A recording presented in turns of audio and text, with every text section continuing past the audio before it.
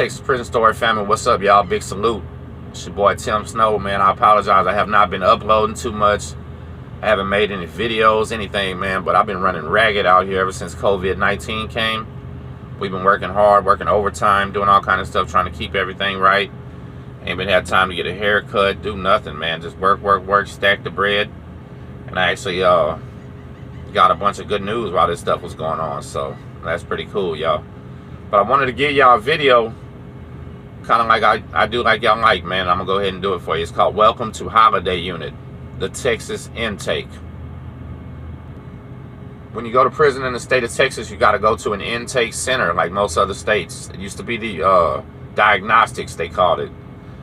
That was old school. Now you go to maybe Gurney, go to Holliday, go to Beeville, a couple other ones like that. And it just depends on where you're coming out of, where you'll go to, okay? If you're coming out of Harris County, half of them go to Beeville, half of them go to Huntsville. If you're coming out of Galveston, all of us go to Huntsville, period. So that's where you're going, and you know it. The whole journey starts about 10 o'clock at night. You're laying in your cell, you don't know what's happening, and bam, they pop your door. Tim Snow, you're on the chain, pack your stuff, get ready, man. And that's when that adrenaline hits you. You're like, okay, it's time, it's on now. When they pop that door, they're giving you a good chance to run around and say bye to all your friends, shoot the last little letters you need out to your family, drop a note in the mailbox to your mom telling her that you're gone. They'll let you do all that stuff, give your property away. Basically, they let you run a tear for a few minutes, man, just have your fun and tell everybody bye because they know you're gone, you know what I mean? About an hour later, they're going to come pop that big door and call you down there, man. You got to carry your mat down. You got to carry your property, whatever, throw it down. It don't matter, whatever you do. We all, hey, Galveston County, if we're on the top row, we toss that mat down. And I'm talking about disrespectful as hell on purpose. Toss it down and make them pick it up. Because you're leaving. They can't do nothing to you. You know what I mean? So they go around to all the different pods, pulling out the guys that got a catch chain. They line you up in the hallway. And every last one of you are going tonight. See, this little time right here is a hell of a roller coaster right here, because when they call your name and tell you, man, that adrenaline hits you so fast, you're like, oh yeah, it's time, I'm fixing to go. They line you up in the hallway, you're still pumping, and then they take you into an empty room and make you sit there for the rest of the night. Nothing to, you know, just a concrete bench, no pillows, no blankets, nothing like that. So you pretty much got to sit up all night. And that's going to be your first day in prison without sleep. My first time catching chain out of Galveston County, there was about 20 of us that left that night, and I really didn't know anybody except Little Vic, man. And shout out to Little Vic. I hope y'all subscribe to his channel, Little Vic Salvation, man. That's a good man. That's my homie. And me and Vic, we would caught chain together that night, and we were also with Matthew Daniels. Matthew Daniels came and did the interview called Inmate to Former Author on my channel. So if you want to find out about Matt, make sure you check that interview out. It was pretty good. So, but basically all night, there was 20 of us, and just 3 of us talked with each other, me, Matt, and Vic. And at that moment, you know, I'd never been to prison, and Vic had already been. Matt had already been also. Both of them had been.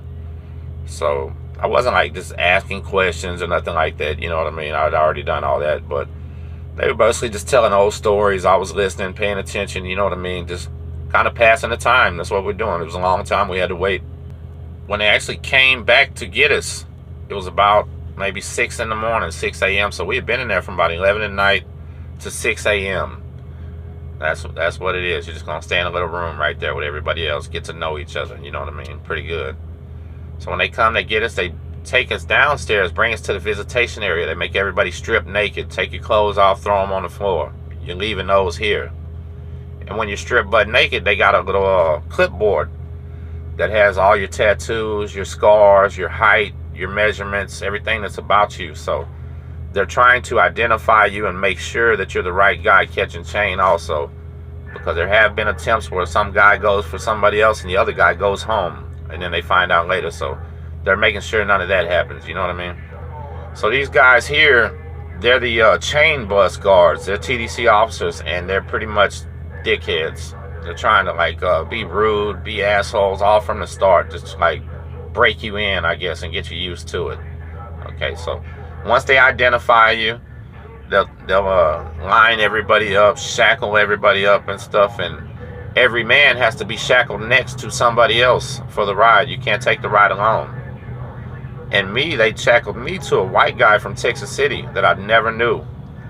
And I'm not trying to be disrespectful, rude, or whatever, but the guy had a major problem with hygiene. And they had me shackled right next to him, man. It was the worst trip ever. He smelled bad breath. And I literally had a ride for about 2 hours next to this guy who handcuffed to him, man.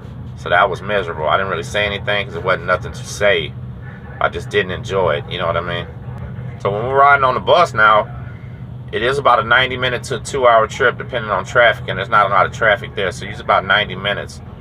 And if you happen to have to use the restroom on the 90 minutes, there's a kind of like a hole in the front of the bus. And you can go pee in that hole, and the man coming with you, he's got to go too, though. You know what I mean? Like, you got to bring him with you. He's got to stand up. You can only use one hand. And basically, while you're peeing, you have to point in the direction of the rest of the inmates. So you basically just have to whip your stuff out in front of everybody, tell them, excuse me, y'all, but I got to do this, and pee. And it's just, it's a humiliating experience. It shouldn't even have to be like that, but that's exactly how it is. When we're taking this ride, I didn't want to do it, y'all. I didn't. Straight like that, I just held it. I had to pee, but I did. I said, I'm not whipping it out in front of these 20 men and all this other stuff. I can wait, you know what I mean? So that's what I did. So when we're rolling up to the back gate of Holliday, I already had to pee, you know what I mean? That's where I'm at right now. So I'm like, antsy, let's get off this bus, man. So we get off the bus, you pull up to the back gate. Holliday is just like a big tin warehouse or something, man. It's not even a prison. It's literally 10 warehouses with barbed wire around them, and that's where they house you. So as you come in the back gate, they lined us up in 3 rows. Once again, it was time to get naked. Throw your clothes on the floor, everything, butt naked. All right, so while we're throwing our clothes on the floor, there's trustees right over here bending over, picking them all up, got their face all by us and all kind of stuff. Crazy, man. Crazy. I was like, who wants this job? But find out later who wanted that job, you know what I mean? But anyway, so as you walk in the back gate, that's your first glimpse of what you're getting ready to see. And what you see is nothing but dog kennel cages, man. They have cages and cages and cages where they separate people for the intake. Okay. And here's one of the things that is unbelievable in Holliday unit. No lie, man. It was comical, crazy. That in those cages, they have a desk. They call it the searcher's desk, where the officers sit right up in front of the cages. Okay. When every man there has to urinate in the cages, the toilets are very, very low. Of course, the cages you can see right through. And you have to whip it out and pull it and point it at the women. There's no other way around it. So the entire time in this cage, men are pulling it out, whipping it out, and the ladies are making fun of them. They're calling them little, you know, saying all kinds of stuff about them, man. I don't want to get into what they're doing, but they were humiliating the men on purpose. You know what I mean? So that was the first experience there.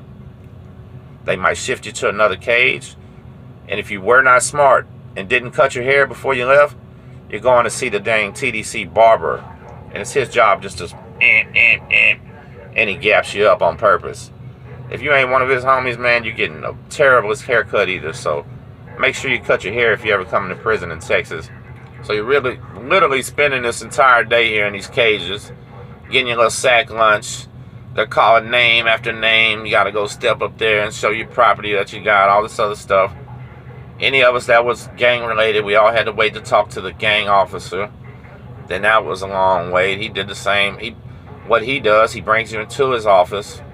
He asks you how old you are, what's your name, are you a gang member, where you became a gang member, what gang you are, and all this type of stuff. And if you don't even want to talk to him, then he gets hostile as heck. You know what I mean? That's crazy. But basically, most of us, he doesn't have to ask us. We can just lift up our shirt and see. Most of us have our cities on us. Most of us have everything else, you know. So that's pretty much of a defeating purpose if you're trying to lie to him while you got all these tattoos on you. You know what I mean? And it's his job to decide where he's getting ready to send you. And they try to keep them mixed in the tanks, you know what I mean? So after you see him, it's just some more sit down and wait, man. Literally, your whole first day just sitting there waiting. And at the end of the day, they're going to walk you down that bowling alley and they're going to put you in a dorm. When they put you in the dorm, it's just another warehouse, man. But the way they had Holiday units set up back then was the most disrespectful, disgraceful thing ever.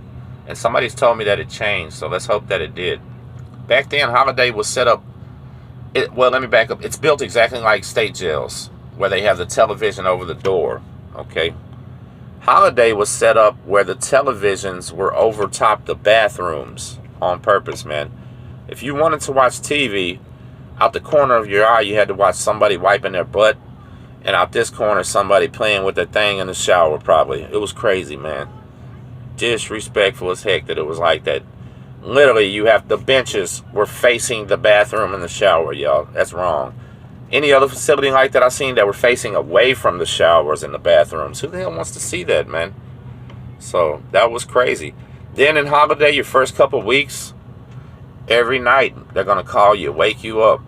Lay in, go to medical, go to dental, go to psychiatry, go to this, go to that. It's just crazy, man. I don't know. But if your family's there, there's not even a lot of violence, not a lot of stuff going on over there. The majority of the inmates just come and go. Although there are some over there that stay. Shout out to Mars Morpheus, my big bro. He's over there staying for 2 years. The majority of them just come and go. It's just a transit thing, man. And I swear, they do you like cattle. They keep you awake.